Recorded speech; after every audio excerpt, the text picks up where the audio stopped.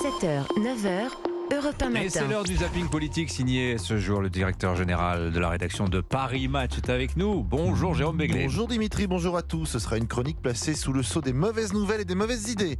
En apprenant que Total avait gagné 20 milliards d'euros l'année dernière, Nathalie Arthaud de Lutte Ouvrière exhibe sur BFM TV un arsenal de mesures urgentes, très urgentes à prendre, pour immédiatement appauvrir l'entreprise et la pousser dans l'abîme. Je pense qu'il faudrait réquisitionner tous ces super profits.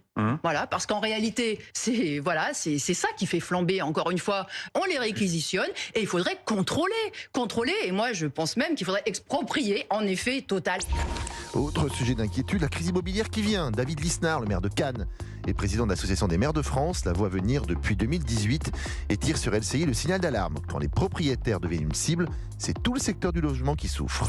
Lorsque vous vous attaquez systématiquement aux propriétaires par un système fiscal qui fait que l'effort fiscal local ne repose que sur les propriétaires désormais, que l'impôt sur la fortune n'est que sur la propriété immobilière, lorsque vous mettez une somme de règles aussi absurde que le DPE sur le parc existant, donc vous vous attaquez à la fois à la construction et à la rénovation et à la mise sur le marché. Si vous n'avez pas de propriétaire, vous n'avez pas de locataire. CQFD. 4 mois après les attaques du Hamas contre Israël, certains se demandent encore quel mot employer pour définir ou qualifier ces événements. La France insoumise excelle dans l'art de la litote. Heureusement, sur CNews et Europe 1, Aurore Berger, ministre de l'égalité entre les femmes et les hommes, trouve des mots justes et simples pour appeler un chat un chat. Le Hamas est une organisation terroriste islamiste. Point. Ils ont commis des crimes qui sont des crimes du terrorisme islamiste. Donc à la fin, encore une fois, il faut arrêter de faire comme si tout ça, c'était juste de la pudeur des éléments de langage, etc. Ils veulent flatter un électorat. Allez, une petite mauvaise nouvelle de plus. Elle nous est distillée par Jean-Philippe Tanguy, député Rassemblement National, au micro de Sud Radio. La fusée Ariane, qui était il y a encore peu de temps la fierté de la France et de l'Europe, est aujourd'hui clouée au sol. Pourquoi ? La réponse tient en un mot, la Commission.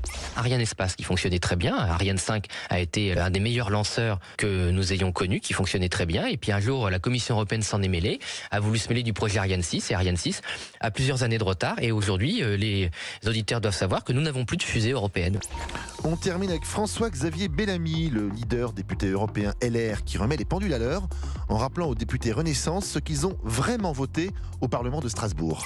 Vous souvenez-vous du moment où vous votiez pour le texte Restauration de la nature et nous étions critiqués au PPE par vous, par vos collègues. Vous rappelez-vous du moment où notre délégation alertait sur la stratégie Farm to Fork que vous avez voté? Vous rappelez-vous avoir voté pour l'accord avec la Nouvelle-Zélande? C'est dit. La mémoire est une maîtresse cruelle. Merci beaucoup Jérôme Béglé. Votre zapping politique.